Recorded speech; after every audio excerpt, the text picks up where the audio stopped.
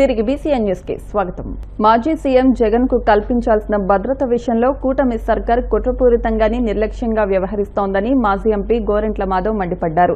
Tadepalli YCP కేంద్ర కార్యాలయంలో ఆయన మీడియాతో మాట్లాడుతూ తాజాగా నెల్లూరు పర్యటనకు జగన్ సిద్దమవడంతో పోలీసులతో అర్థం లేని అనేక ఆంక్షలను విధిస్తున్నారని ఆగ్రహం వ్యక్తం చేశారు. దేశంలోనే అత్యంత ప్రజాదరణ కలిగిన నాయకుడిగా ఉన్న జగన్ ను చూసేందుకు వేల సంఖ్యలో అభిమానులు ప్రజలు తరలివస్తారని తెలిసి దానికనుగుణంగా బందోబస్తును ఏర్పాటు చేసుకోలేని స్థితిలో పోలీస్ వ్యవస్థ ఉందా అని ప్రశ్నించారు. మంత్రి లోకేష్ రెడ్ బుక్ రాజ్యాంగానికి లోబడి కొందరు పోలీసు అధికారులు రాజకీయ ప్రయోజనాల కోసమే పనిచేస్తున్నారని ధ్వజమెత్తారు. ఖచ్చితంగా మా రోజులు కూడా వస్తాయి. ఇల్లల్కగానే పండగ కాదు, ముందరుంది ముసళ్ళ పండగ. మళ్ళీ మా రోజులు వచ్చినప్పుడు, మా పండగ వచ్చినప్పుడు నీ తోలు తీసి తప్పెడకేసి ఆ తప్పెడను కూడా ఒక మంట పెట్టి దాన్ని బాగా కాంచి దడిగంచగన కానీ మేము ఆ తప్పెడను వాంచే రోజులు కూడా దగ్గరలోనే ఉన్నాయి. దాన్ని మీరు గుర్తుపెట్టుకోవాలని ఈ సందర్భంగా తెలియజేస్తున్నాను. గౌరవ మాజీ ముఖ్యమంత్రి వర్యులు జగన్మోహన్ రెడ్డి గారు ఆకాశంలో హెలికాప్టర్లో వస్తా అంటే హెలికాప్టర్ను ఎగరనివ్వరు, దిగనివ్వరు. రోడ్డు వెంట వస్తా అంటే ఆంక్షలు. ఇంట్లో ఉంటే ప్యాలెస్లో ఉన్నాడంటారు, బయటకు వస్తే బందోబస్తు ఇవ్వలేని స్థితి ఈ ప్రభుత్వాన్ని. మనం బాగా గమనిస్తే గౌరవ జగన్మోహన్ రెడ్డి గారు గుంటూరు మిర్చియాటికి పోయినప్పుడు ఏ రకమైన ఘటన చోటు చేసుకుందో మనం గుర్తు తెచ్చుకోవాలి. అదేవిధంగా ఇంకా చాలా ఆయన విజిట్లలో ఏ విజిట్కి కూడా సక్రమమైన బందోబస్తును ఈ ప్రభుత్వం అరేంజ్ చేయలేకపోయింది. గుంటూరు మిర్చియాడ్ తర్వాత రాప్తాడు నియోజకవర్గంలో పాపిరెడ్డిపల్లి అనే గ్రామానికి వస్తే అక్కడ ఆయన వచ్చినప్పుడు హెలికాప్టర్కు సరైన బందోబస్తు ఇవ్వక హెలికాప్టర్ రెక్కలు ఇరిగిపోతే దానిపైన కూడా మా కార్యకర్తలపైన, మా లీడర్లపైన కేసులు కట్టడం జరిగింది. అదేవిధంగా హెలికాప్టర్ పైలట్ పైన, కో పైలట్ల పైన కూడా కేసులు కట్టి వారిని విచారణకు పిలిచి మాకు హెలికాప్టర్ను కూడా ఇవ్వకుండా భయభ్రాంతులకు గురి చేయడం జరిగింది. ఇది ప్రభుత్వ కుట్రలో భాగమే అని నేను భావిస్తున్నాను. అదే కాకుండా రెంటపాల పల్నాడు సింగయ్య అనే వ్యక్తి మరణానికి ఈ ప్రభుత్వం కారణమైంది. ఎందుకంటే లక్షలాది మంది, వేలాది మంది ఆయన బయటకు వస్తే కలుస్తారనేది ఈ ప్రభుత్వానికి తెలుసు. తెలిసినప్పుడు సక్రమమైన బందోబస్తును ఏర్పాటు చేసుకునే బాధ్యత ఈ ప్రభుత్వానికి కాదా అని ఈ సందర్భంగా నేను విమర్శిస్తున్నాను. రోప్ పార్టీ సక్రమంగా ఉద్యోగం చేసి ఉంటే ఆ సింగయ్య అనే హత్య, ఆ మరణం అనేది జరిగేది కాదు అని ఈ సందర్భంగా తెలియజేస్తున్నాను. అదేవిధంగా తెనాలికి పోయినప్పుడు కానీ, ప్రకాశం జిల్లా పొదిలికి పోయినప్పుడు కానీ, పొగాకు రైతులను పరామర్శించడానికి చిత్తూరు జిల్లా బంగారుపాలెంకి పోయినప్పుడు కానీ, ఎక్కడ పోయినప్పుడు కూడా మీరు సక్రమమైన బందోబస్తును ఇవ్వలేకపోతున్నారు. రేపు నెల్లూరు జిల్లాకు ఆయన ఈ అక్రమ కేసును పెట్టి కాకాని గోవర్ధన్ రెడ్డి గారిని, మాజీ మంత్రివర్యులు, ఆయనను జైల్లో పెడితే ఆ జైల్లో ఉన్న బాధితుల్ని పరామర్శించడానికి, అదేవిధంగా ప్రసన్న కుమార్ రెడ్డిని, మా మాజీ ఎమ్మెల్యే 5-6 సార్లు ఎమ్మెల్యేగా ఎన్నికైన వ్యక్తి ఇంటి మీద దాడి చేసి ఆయన పైన హత్యా ప్రయత్నం చేయడం జరిగింది. ఈ 2 ఘటనలను పురస్కరించుకొని గౌరవ జగన్మోహన్ రెడ్డి గారు నెల్లూరు పర్యటనకు పోతా ఉంటే, నెల్లూరు పర్యటనలో 3 వెహికల్లంట 10 మంది మాత్రమే రావాలి అనే ఆంక్షలను విధిస్తున్నారు. అయ్యా, జగన్మోహన్ రెడ్డి గారు అంటేనే జనం. ఆయన వచ్చినారంటే వరదల్లాగా, వరద బారినట్టు జనం వస్తారనేది ఈ ప్రభుత్వానికి తెలుసు. దానికి తగిన బందోబస్తును ఏర్పాటు చేసుకోవాల్సిన బాధ్యత ఈ ప్రభుత్వానిది కాదా అని ఈ సందర్భంగా అడుగుతున్నాను.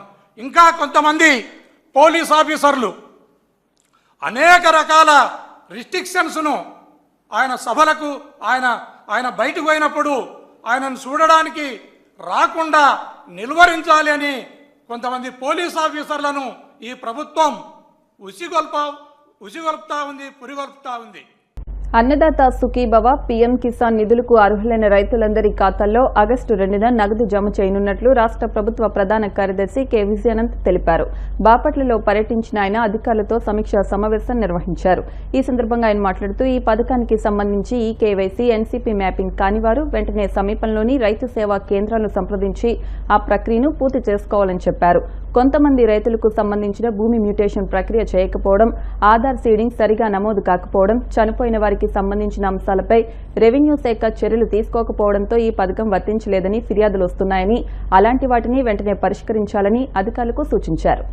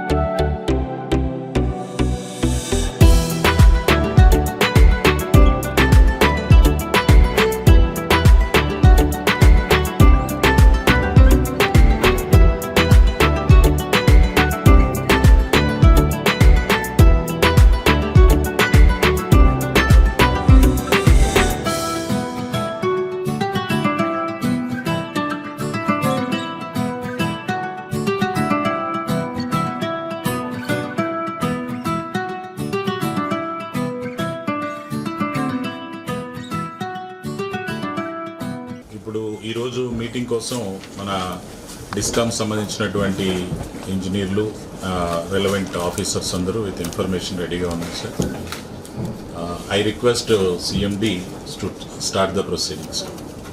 మన యాక్టివిటీస్ జరుగుతున్నాయో ఒకసారి క్షేత్రస్థాయిలో పరిశీలించి ఎక్కడన్నా ఏదన్నా మనం అడిషనాలిటీ ఏదైనా చేయాల్సింది ఉందా, అలాగే ఎక్కడన్నా ఫర్దర్ స్ట్రెంథెన్ చేయాల్సిన అవసరం ఉందా, లేదు మనం తీసుకున్న స్కీమ్స్ అన్ని కరెక్ట్గా మనం అనుకున్న విధంగా జరుగుతున్నాయా లేదా, ప్లానింగ్ ఎలా ఉంది, ఇష్యూస్ ఎలా ఉన్నాయి అనేది తెలుసుకోవడం కోసం ఈ మీటింగ్ ఏర్పాటు చేయడం జరిగింది. I welcome all of you for this meeting.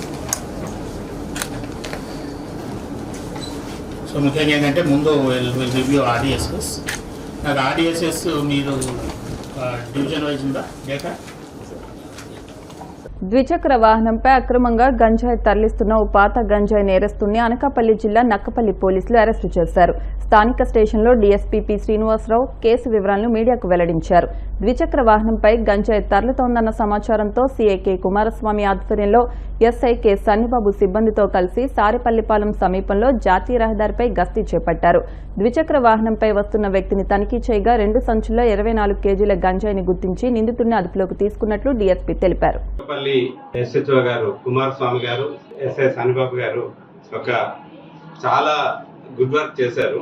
ఈ రోజున మార్నింగ్ 9 o'clockకి రాబడిన సమాచారం మేరకు ఎస్ఐ సనిబాబు గారు వెహికల్ చెక్ సారిపల్లి వానిపాలెం దగ్గర వెహికల్ చెక్ చేస్తుండగా ఒక రాయల్ ఎన్ఫీల్డ్ మీద ఒక వ్యక్తి రాగా అనుమానంతో ఆయన్ని తనిఖీ చేయగా ఆయన దగ్గర ఉన్న 2 బ్యాగుల్లో గంజాయి దొరికింది. సుమారుగా గంజాయి 24 కేజీలు గంజాయి ఉంది. ఆయన పేరు సుక్రీ అర్జన్, సన్ ఆఫ్ రాంబాబు, 31 సంవత్సరాలు, ఎస్టీ వాల్మీకి కులం, మామిడిపల్లి గ్రామం, అల్లూరు సీతారామరాజు జిల్లా, చింతపల్లి మండలం. కానీ ఈయన డిగ్రీ చదువుకున్నాడండి. చదువుకున్న తర్వాత ఈ వ్యాపారాన్ని కొనసాగిస్తూ గంజాయి వ్యాపారాన్ని కొనసాగిస్తూ థికార్ సాహి గ్రామం, కోరాపుట్ డిస్ట్రిక్ట్, ఒరిస్సాలో ఉంటాడు. ఒరిస్సాలో ఉండి ఒరిస్సా నుంచే ఈ గాంజా వ్యాపారాన్ని నిర్వహిస్తున్నాడు. అయితే ఇప్పుడు మనకు దొరికింది 24 కేజీలు గంజాయే, ఒక ఎన్ఫీల్డ్ బైక్ అండ్ ఒక సెల్ ఫోన్.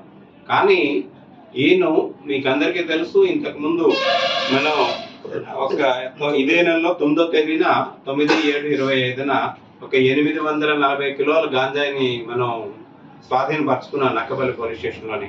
ఆ కేసులో ఈయన ప్రైమ్ అక్యూజ్డ్ అనమాట. అప్పటి నుంచి కూడా ఏ రోజైతే 840 కేజీల గంజాయి మనం స్వాధీనం చేసుకున్నామో అప్పటి నుంచి రిమైనింగ్ అక్యూజ్డ్ కోసం ట్రాక్ చేస్తూ ఉన్నాము.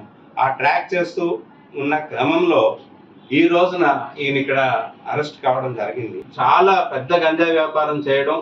ఇప్పటి వరకు కూడా ఇంతకు ముందు అంటే మన దగ్గర 840 కేజీల గంజాయి ప్లస్ ఇప్పుడు 24 కేజీల గంజాయి కాకుండా 2023లో అన్నవరం పోలీస్ స్టేషన్ కేసులో 1400 కేజీల గంజాయితో ఈయన మీద కేసు ఉందండి. కానీ ఇంతవరకు కూడా ఈయన అరెస్ట్ కాలేదు. రోలుగుంట పోలీస్ స్టేషన్లో 590 కేజీల్లో గాంజా తరలింపులో ఈయన నిందితుడు. వార్తలు ముగించే ముందు ముఖ్యాంశాలు మరొకసారి. తిరుమల శ్రీవారిని దర్శించుకున్న మంత్రి కందుల దుర్గేష్. ఆలయ మర్యాదలతో స్వాగతం పలికిన అధికారులు.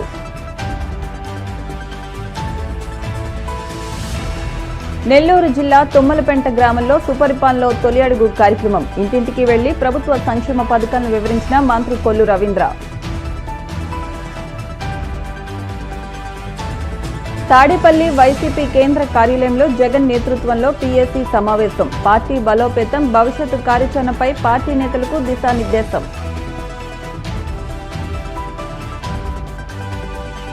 జగన్ భద్రతపై కూటమి సర్కార్ కుట్రపూరితంగా వ్యవహరిస్తోందన్న మాజీ MP Gorantla Madhav. Red book రాజ్యాంగానికి లోబడి పనిచేస్తున్న కొందరు పోలీసులు మూల్యం చెల్లించుకోక తప్పదని హెచ్చరిక.